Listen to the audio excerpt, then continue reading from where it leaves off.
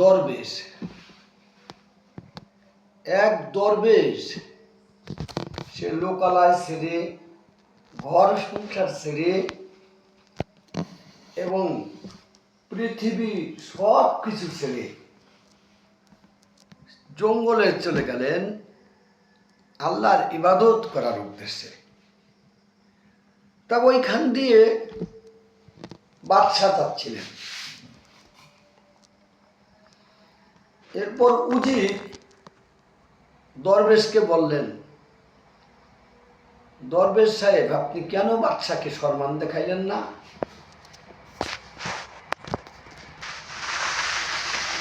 দরবেশ বললেন, উজির, আপনি বাদশাকে বললেন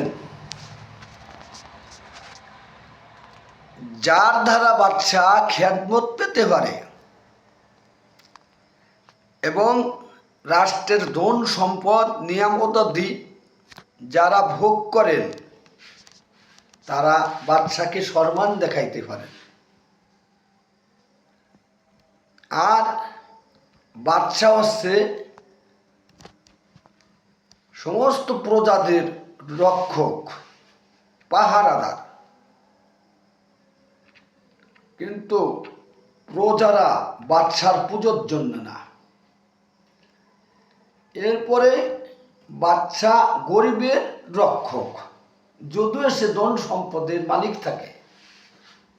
এই সুপদেশগুলো দেওয়ার জন্য বাদশা অত্যন্ত খুশি হলেন এবং দরবেশকে বললেন, আপনি আমার কাছে কি চান? দরবেশ বললেন, আপনার কাছে আমি চাই দ্বিতীয়বার যেন আপনি আমাকে বিরক্তি করেন না। দরবেশ বাদশাকে বললেন, আপনার কাছে আমি এটা চাই যে দ্বিতীয়বার আপনি আমাকে বিরক্তি করবেন না। বাদশা অত্যাধিক খুশি হইয়া দরবেশকে বললেন, আমাকে একটা সুপরামর্শ দেন না। তখন দরবেশ বাদশাকে সুপরামর্শ দিলেন। গরনা উমিদ দরিয়াব কোনুকে নিয়াম তাদ হাসতে বদাস্ত, দরিয়াব কোনুকে নিয়াম তাদ হাসতে বদাস্ত, কেউ দৌলত মুলত নিরদে দোস্তে বদাস্ত।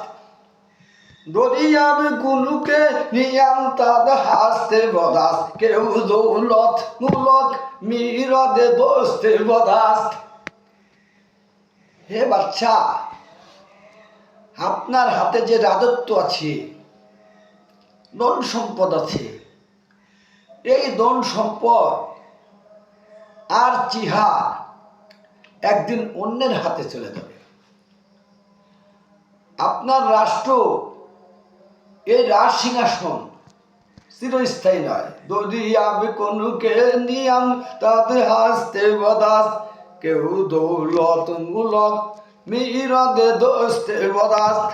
গদনা উমিদ উমিদ অভিম ওরা হতো রঞ্জ, পায়ে দরবেশ বর ফালাক দুদে, গর উজির আখুদা বতর সিদে, হামস না কাজ মালিক মালাক বুদে।